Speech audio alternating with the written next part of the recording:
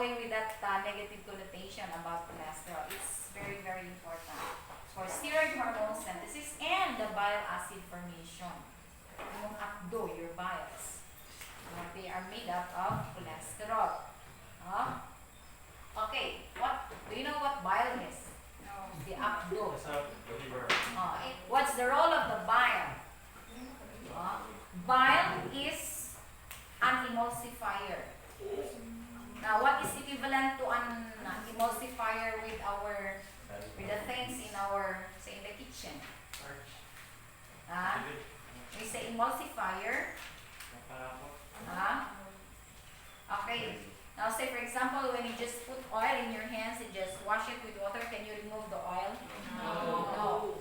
What is needed so you could remove the oil? Soap. Soap serves as the emulsifier. And it is compared to as the bile. So, what makes lipid in contact with the water during maybe digestive process? It's because of the bile. So that emulsifies fat for fat digestion. It emulsifies fat for fat digestion. So, of course, aside from the enzyme that digests the fats or the lipids into fatty acids and glycerol, now what makes it to be digested or what facilitates is the bile. And that is cholesterol. That serves as the emulsifier. Now we have say constituents. Cholesterol along with fats are transported by lipoproteins. Now since cholesterol are very important class, now they have to be transported with various vehicles in our body. Now these are the different vehicles in our body for our cholesterol, for our lipids, for our triglycerides. Okay? What are these vehicles? So you have here high density lipoprotein. So it could serve as a bus that will help us, that will transport us from MVC to annex or vice versa. Or say Higer, atong Higer nga bus. So that will bring the nursing students from MVC to annex and vice versa. Then there's another one, another vehicle, low density lipoprotein. So it could be that that may be compared to as our atong green bus. The green bus, another bus, and green bus. So low density lipoprotein, meaning lesser yang density. Lesser yang density. Now here we have very, very low density lipoprotein, VLDL. This is another vehicle. Pwede tingaling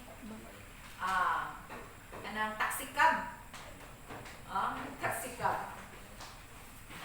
Very low density lipoprotein. And then, napod like kilomicrons. Pwede po habal-habal. Kilomicrons. So, those are the different vehicles in our body for the transport of our cholesterol. Or not only cholesterol, but other lipids in our bodies. Not only cholesterol are the passengers, but there are also dili lang nursing, dili lang medtech passengers, but other students will also be transported. So you have cholesterol and esters, the phospholipids, and the triglycerides. These are mga passengers of our vehicles. Again, these are our different vehicles, and these are our passengers. Okay.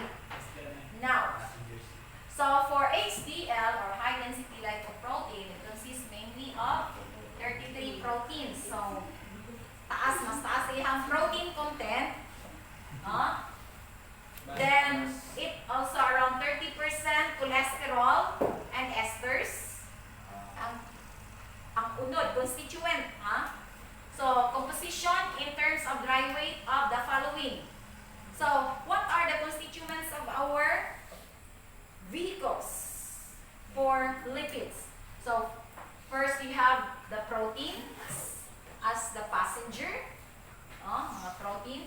Then, mga cholesterol and esters, another passenger. Phospholipids, another passenger. Triglycerides, another passenger. Okay? So, what are these constituents? Mostly, our HDL is composed of protein, 33%. Cholesterol and esters is 30%. And then phospholipids, 29%. And a few only of triglycerides, 8% for our high-density lipoprotein. So, we have mostly proteins. Now, what is the role of HDL? Okay, this carry cholesterol from the flax. Where you can find the flax? Okay, so for example, ano atong arteries or capillaries connected to the arteries. Now, if you keep eating more of those fatty foods or cholesterol-rich foods, now those cholesterol which fail to get inside our cells would form a plaque here. It form a plaque. So that serves as the cement that cements the walls of our blood vessels, and that narrows the passage of blood. So yung base nga ingon ana ang inani kadako ang diameter, karon igamay na ang diameter, nana na lang.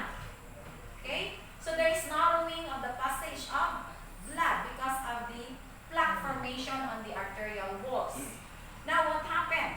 What is then the role of this HDL?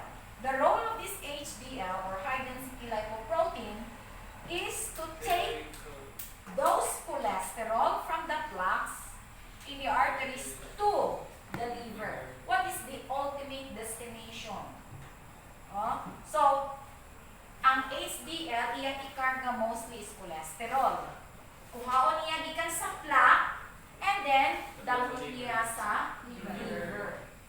So, that reduces the risk of atherosclerosis. Why? Why if there are a lot of this cholesterol on these plaques, now, that you are increasing atherosclerosis. Ma-stroke tayo. So, that is what happened. Now, why is there a need of high-density lipoprotein? Because its role is to take those plaques, murag na cement na, cholesterol that fail to get inside the cells and form now plaques. We term that as the bad cholesterol. Why bad? Because they form plaques here that serves as cement, which cause narrowing of the passage of blood. The role of HDL is to take that plaque and carry that into the liver. So, dito niya ipangtapok sa liver. Now, for premenopausal women, what are those premenopausal women? So, wala pa nag-menopause, mga 40s. Now, compare it with men at 40s and women at 40s. Now, more men experience stroke than women. Why? Because men tends to have lower HDL at this stage, at the age of 40. Ano man? Kaya usually, kung mag-idara na ang mga lalaki, they go for sedentary works. Work naman na, 30s, 40s. So, sedentary lang work, likod-likod, ana-ana, So, lesser ang exercise. So, the tendency is, they tend to have lower HDL. And they are prone to have atherosclerosis. Now, sa babae manggol, at that stage, 30s, 40s, atiman ng mga bata, dayon, magluto, maglaba, so yun na. So, we tend to have, because what increases high-density lipoprotein in HDL is exercise. Walking, jogging, exercise, that enhances or increases the high-density lipoprotein or HDL. And remember the role of HDL to get the clots in the arterial walls. And that lowers the risk for atherosclerosis. So usually, ang na-stroke sa men, compared to women, mas daghan ang men at the age of 40. Pre-menopausal stage. Kaya at that time, wala pa may ipamatay ang mga babae. Active pa kayo na. Mga age of 40, active pa na siya. Peak pa na sa iya. Okay? So, the HDL is said to be higher than men. So, usually, the coronary heart disease is said to be lower in women than men. Okay? Okay. Now, so, high density lipoprotein level is increased by exercise and weight loss. So, when you grow older na class, sa inyo, okay pa karon. Taas pa kayo na inyong HDL. Now, when you grow older, say you go for late 30s and early 40s or late 40s, now you have to cut off your weight or go for exercise. So, matingala na mo sa iyong mama,